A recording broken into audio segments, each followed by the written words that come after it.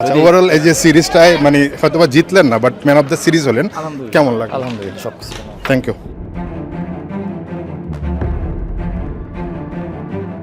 ফাইনালে বাংলাদেশের most valuable player Shoriful Islam 3 ওভারে 3টা উইকেট পেয়েছেন, কিন্তু শেষ পর্যন্ত বাংলাদেশকে জেতাতে পারেননি। বিসিবি বস তামিম ইকবাল তার সঙ্গে লম্বা সময় কথা বলছিলেন, বাহবা দিচ্ছিলেন, যেটা শুরুতেই শুনছিলেন যে তাওহিদ হৃদয় তিনিও কিন্তু মানে নিজের পারফরমেন্স নিয়ে সন্তুষ্ট, আলহামদুলিল্লাহ বলছিলেন। কিন্তু দিন শেষে শরীফুলের মতো তাওহিদ হৃদয়েরও কিন্তু একই দুঃখ যে সিরিজটা বাংলাদেশ জিততে পারেনি। তবে যেহেতু বিশ্বকাপটা বাংলাদেশ খেলতে পারেনি, এই পারফরমেন্সটা নিঃসন্দেহে বাংলাদেশকে সামনের পথটায় অনেক বেশি সাহসী করবে। ক্যাপ্টেন লিটন কুমার দাস কিন্তু আশাবাদী। আমি অনেক এনজয় করতেছি, আর আমার ভাবনা অবশ্যই যেহেতু এশিয়াতে খেলা না, খেলাটা বাইরে, সো আমাদেরকে এশিয়া অনুযায়ী হয়তো বা আমাদের টিমটা আগেরবার সেটেল ডাউন ছিল, বাইরে অনুযায়ী আমাদের টিমে আরও অনেক কিছু আনতে হবে অ্যাজ এ প্লেয়ার হিসেবে, কারণ আপনি যে কন্ডিশনে খেলবেন, যাদের সাথে খেলবেন, খুবই ডিফিকাল্ট হবে। এই 1.5 বছরে যদি আমরা ওই জিনিসগুলো কোপ আপ করে করে করে ওখানে যেতে পারি, তাহলে হোপ যে ভালো কিছুই হবে।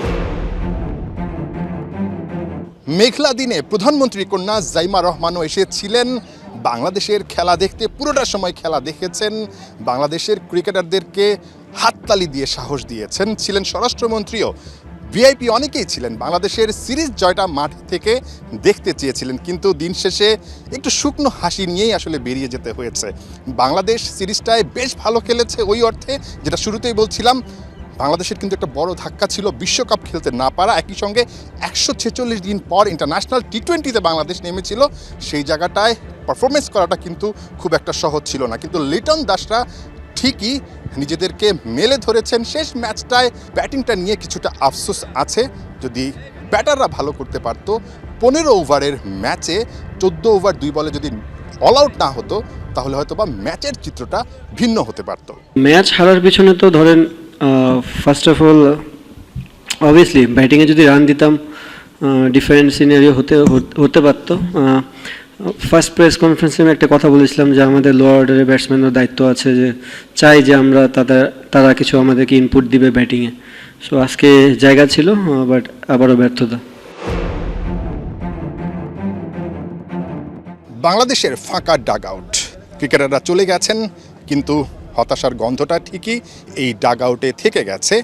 এখানে বসেই বাংলাদেশ এই সিরিজটা জয়ের স্বপ্ন দেখেছিল। সিরিজ ঠিকই জেতেনি, তবে আত্মবিশ্বাসের বেশ কিছু রসদ কিন্তু বাংলাদেশ পেয়েছে। আপাতত ছুটি, নেক্সট সিরিজটা বাংলাদেশের অর্থাৎ টি20 সিরিজটা অস্ট্রেলিয়ার বিপক্ষে।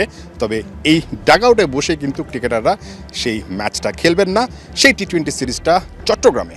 বাংলাদেশ নিশ্চয়ই এই সিরিজটা থেকে যেই ভুলগুলো করেছে সেখান থেকে শিক্ষাটা নিতে চাইবে এবং শক্তিশালী অস্ট্রেলিয়ার বিপক্ষে ভালো ক্রিকেট খেলতে চাবে, এবং 2028 বিশ্বকাপের জন্য নিঃসন্দেহে আত্মবিশ্বাসের রসদ খুঁজে পাবে লিটন দাসরা। নাহিয়ান বিন জাসিম, 71, ঢাকা।